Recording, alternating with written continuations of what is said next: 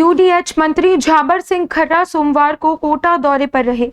उन्होंने कोटा विकास प्राधिकरण द्वारा आयोजित शहरी शिविर का निरीक्षण किया और लाभार्थियों को मकान के मालिकाना हक के पट्टे भी वितरित किए। इस दौरान लाडपुरा विधायक कल्पना देवी और प्रशासनिक अधिकारी भी मौजूद रहे। निरीक्षण के बाद मीडिया से बातचीत में यूडीएच मंत्री ने निकायों की आर्थिक स्थिति को लेकर पूर्ववर्ती कांग्रेस सरकार पर निशाना साधा। उन्होंने कहा कि कांग्रेस सरकार के कार्यकाल में अनियमितताएं हुई और सरकारी जमीनों की बंदर बांट से निकायों को भारी आर्थिक नुकसान उठाना पड़ा। उनके अनुसार क्षमता से अधिक राशि के टेंडर जारी कर भुगतान किए गए, जिससे कई नगरीय विकास आर्थिक संकट में आ गए। खर्रा ने कहा कि भाजपा सरकार निकायों की आर्थिक स्थिति को मजबूत करने के लिए लगातार प्रयास कर रही है। उन्होंने कहा कि निकायों का विस्तार किया जा रहा है, वित्तीय प्रबंधन में सुधार लाया जा रहा है और शहरी विकास के साथ जन सुविधाओं के विस्तार पर विशेष ध्यान दिया जा रहा है। यूडीएच मंत्री ने समान नागरिक संहिता, यूसीसी और ओबीसी आरक्षण के मुद्दे पर भी कांग्रेस को घेरा। उन्होंने आरोप लगाया कि कांग्रेस इन विषयों पर जनता के बीच भ्रम फैलाने का काम कर रही है।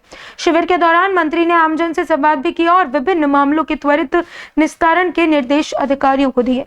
उनके अनुसार ऐसे शिविरों का उद्देश्य नागरिकों को सरकारी सेवाओं और योजनाओं का लाभ एक ही स्थान पर उपलब्ध करवाना है। देखिए, चुनाव को लेकर राजस्थान सरकार के स्तर पर जितना कुछ किया जा काम होना था, चाहे वो हमारे निकायों का सीमावृद्धि का काम हो और चाहे वार्डों के पुनर्सीमांकन का काम, वो सारे काम हम मार्च 2026 से पहले पूर्ण कर चुके थे।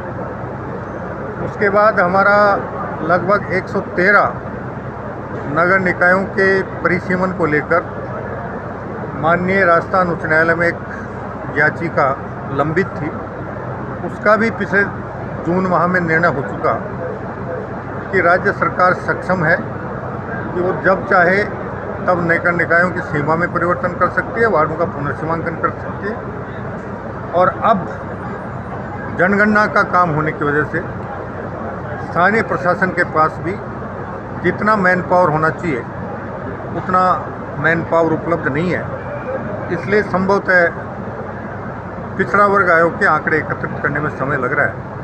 कांग्रेस सहित विपक्षी दलों की इस मांग पर मैंने उनसे राजस्थान विधानसभा के पटल पर सार्वजनिक रूप से अनुरोध किया था कि अगर वो ये चाहते हैं कि पिछड़ा वर्ग को बिना राजनीतिक आरक्षण दिए चुनाव करवा दिए जाए तो वो लिखित में ये मांग प्रस्तुत करें। हम निश्चित रूप से उस पर सकारात्मक रूप से विचार करके निर्णय लेंगे।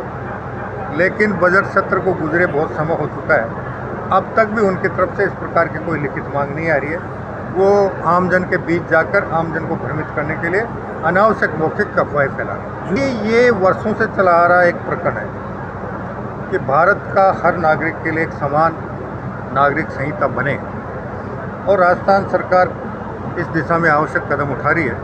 और आने वाले सत्र में हम यूसीसी का एक कानून लेकर आने के बारे में विचार कर रहे हैं। 2018 से 2023 के कालखंड में तत्कालीन सरकार ने जिस निकाय का बजट 1 रुपये था, वहाँ 8-8 रुपये तक के टेंडर करवा कर काम करवा दिए।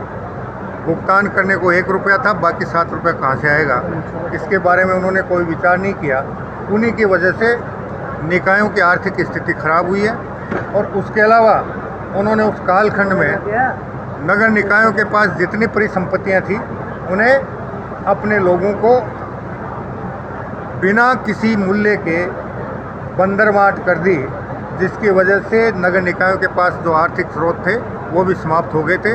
इसीलिए हमने इन नगर निकायों का सीमा विस्तार किया है ताकि इनके पास नई परिसंपत्तियां सर्जित करके, नई कॉलोनियां विकसित करके अपनी आर्थिक स्थिति को सुदृढ़ कर